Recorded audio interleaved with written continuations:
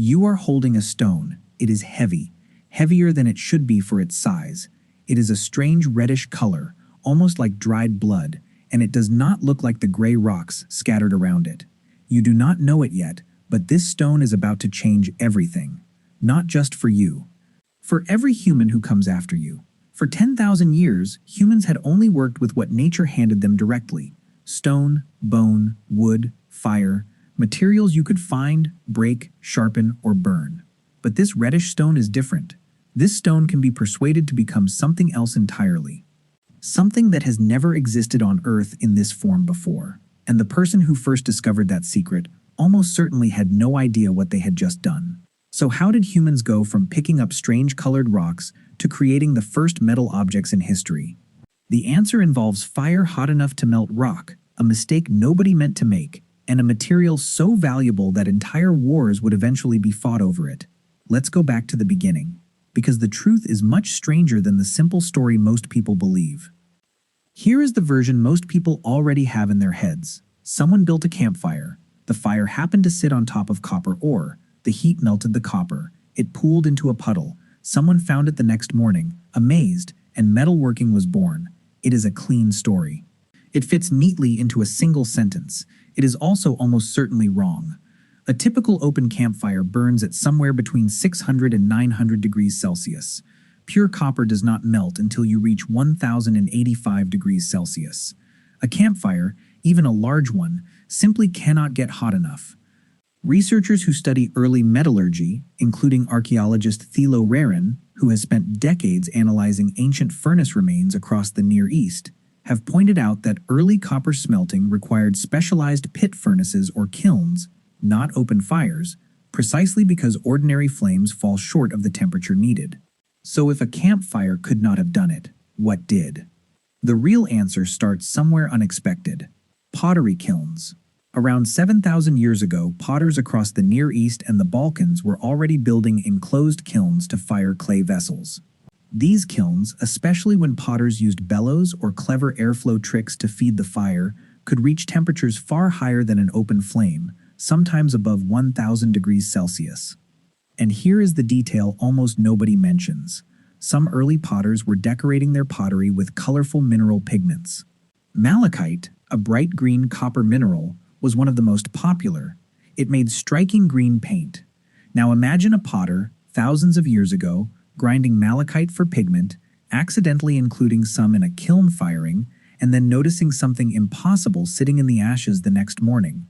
A small bead of shiny metal that had never existed before. Not stone, not rock, something new. Archaeologist Miljana Radivojevich, who led major excavations at the site of Belovod in Serbia, has argued that this kind of accidental smelting inside pottery kilns is the most likely origin story for copper metallurgy, not deliberate campfire experiments. The earliest confirmed evidence supports this. At Belovod, Radivojevich and her team uncovered copper artifacts and smelting evidence dating to approximately 5000 BCE, roughly 7,000 years ago, pushing the known origins of copper metallurgy back further than almost anyone expected. For years, the accepted story placed the birthplace of metallurgy firmly in the Near East. Belovod complicated that story considerably. Around the same broad era, separate copper working traditions were also emerging in Anatolia, at sites like Catalhoyuk, and later flourishing spectacularly in the region we now call the Fertile Crescent. This raises an uncomfortable question for anyone who likes tidy history. Was copper smelting invented once and spread outward?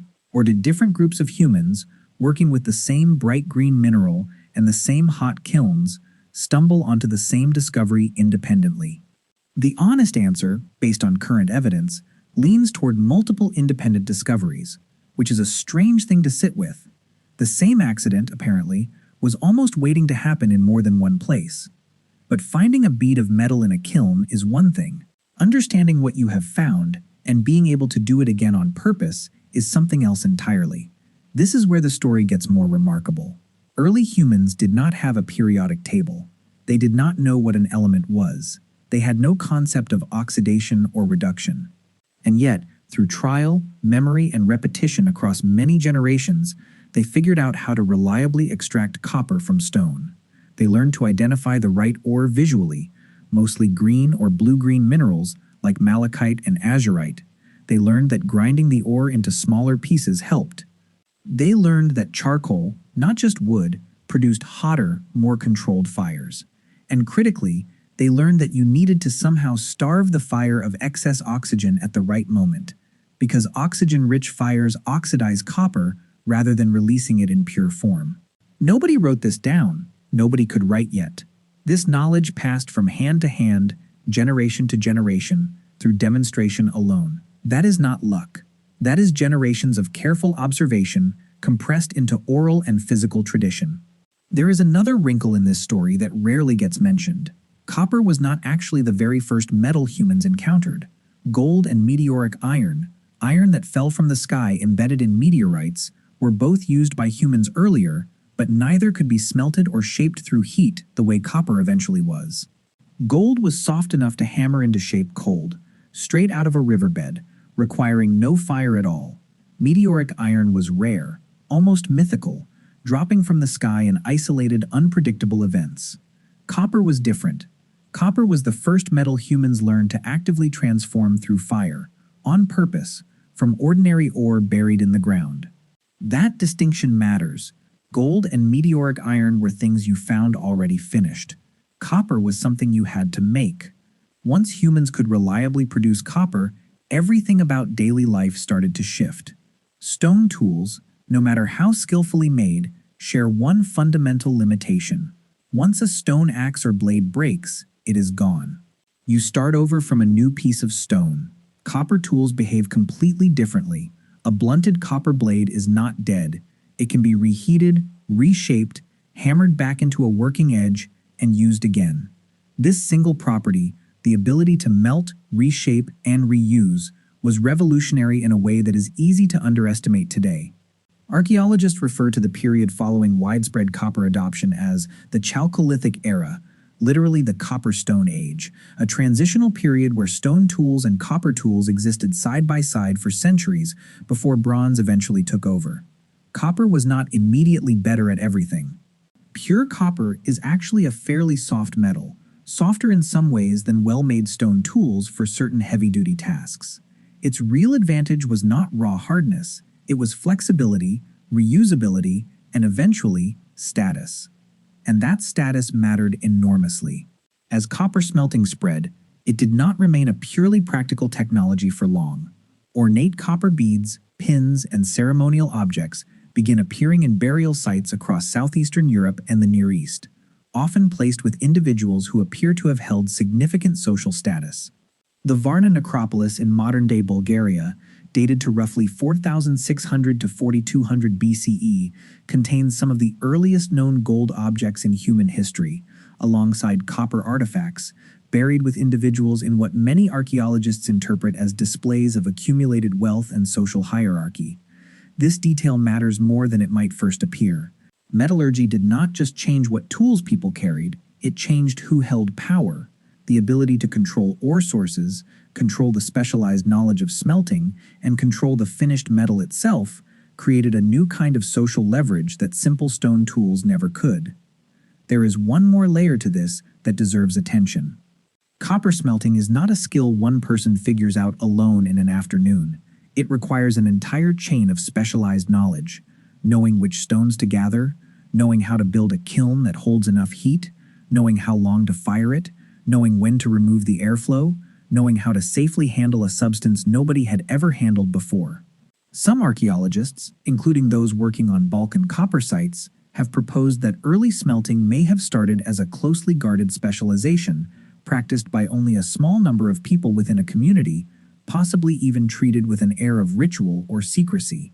If that is true, then the very first metalworkers in human history were not just craftspeople. They were something closer to early scientists, running experiments they could not fully explain, refining a process through trial and memory long before anyone had a word for chemistry. So here is where the story lands. Humans did not invent copper smelting through a single flash of genius. They did not stumble onto it from an ordinary campfire, despite what the popular version claims. They almost certainly discovered it by accident, inside a kiln built for an entirely different purpose, while working with a mineral prized simply for its color. And then, through thousands of years of careful, quiet repetition, entirely without writing, without chemistry, without any theoretical understanding of what metal actually was, they turned that accident into a reliable, repeatable craft. They learned to read stone the way you might read a face, learning to recognize which rocks held a secret worth extracting. That reddish stone from the very beginning of this video was never just a rock. It was the opening move in a transformation that would eventually lead to bronze, to iron, to steel, and to the machines, wires, and screens surrounding you right now.